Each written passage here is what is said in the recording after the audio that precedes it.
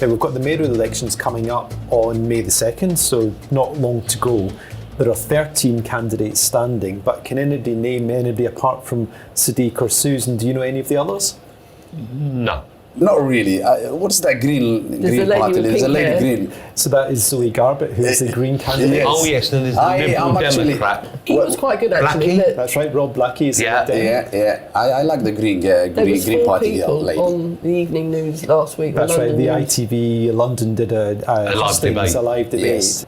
This year, the Tory government has changed the rules, so it's going to be first past the post, the sort of traditional system where it's like one vote per voter, rather than previously under all the other mayoral elections, everybody got 2 votes, so you could have a first preference and second preference. Does that seem fairer to you or less fair? Whichever system you use, whether it's first past the post or it's a second ballot or it's proportional representation, someone won't be happy with it, and it's the least worst option maybe, just to get a definitive answer straight away rather than first or second vote, because you either want the second person you vote for is but I can't have that, I'll have the best loser.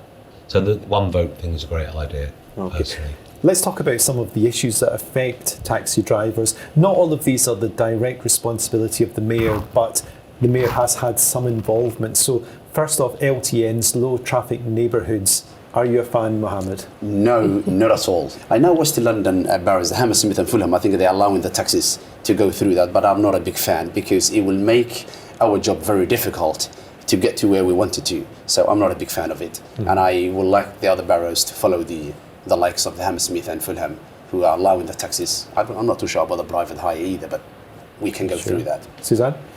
Well, no, I'm not a fan of them at all. It's the same thing as what Mohammed has said. Islington's a really bad borough for LTNs. But during the pandemic, I worked for Waitrose as a delivery driver because there wasn't any work for the cabbies. And when I spoke to the residents, they weren't a fan of the LTNs because we couldn't get the shop into them.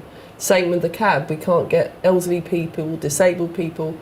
Even like at night, I don't really work nights anymore, but I have done in the past. And you've got a young girl who's drunk, and what, she just can't find her way home, and it's my job to make sure she gets home safely to her front door.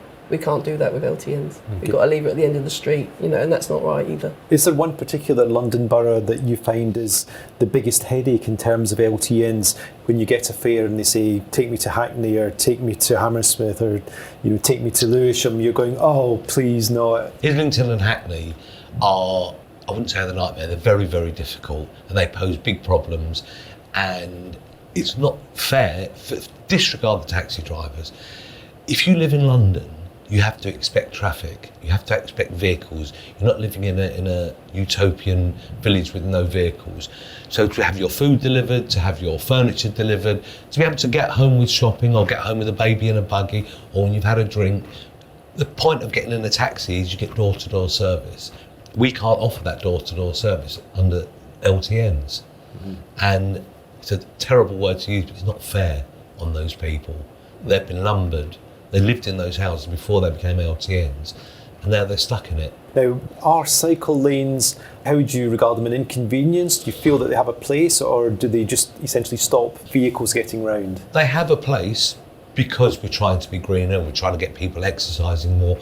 They have a place, but to put them in place of other modes of transport and having that big an impact. Talk about the Park Lane cycle lanes, for example, which is the most obvious, glaring double take. You're right next to Hyde Park, which has a cycle lane in it. Going northbound on Park Lane, there is a cycle lane inside Hyde Park, just the other side of the railings.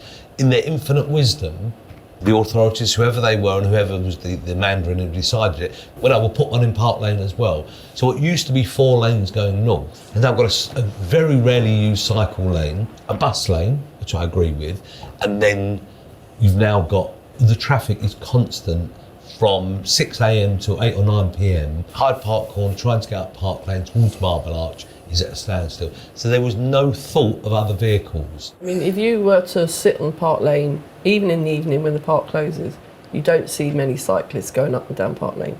So, probably 5% of it is used, where the rest of the time we're all sat in traffic, waiting to get from literally one end to the other. and it taking double the time. I mean, another really good example is the embankment. Now that happened maybe 8 years ago, I can't remember. That was one of the last things that Boris did. That was yes. Boris's very last day when he opened the embankment cycle superhighway.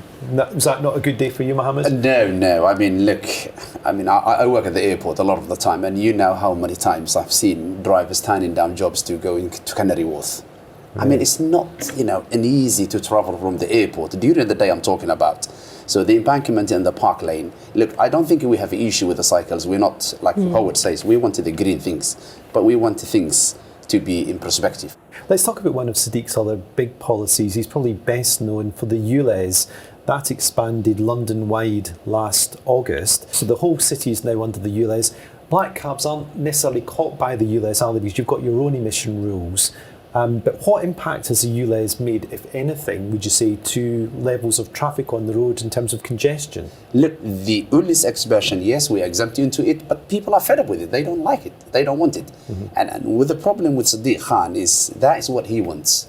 His policy of 2 wheels is better than 4 wheels. That's all his idea. Mm-hmm. And with another 4 years with that, we may as well all stop driving and just walk around and get the bicycles. Do you think the Ulez expansion could lose Sadiq this election? I believe so. We know there's been more than 1,000 cases of vandalism of Ulez cameras. The police won't tell us exactly how many, and TfL don't want to say how much they've spent putting them back up again. Susan Hall's main policy is to get rid of the Ulez in outer London, the most recent expansion in the sort of donut, if you like. Would that make you and your friends or family more likely to vote for Susan than Sadiq? I'm not sure quite about that, because where he's extended it, some people can't even vote because they don't live in London.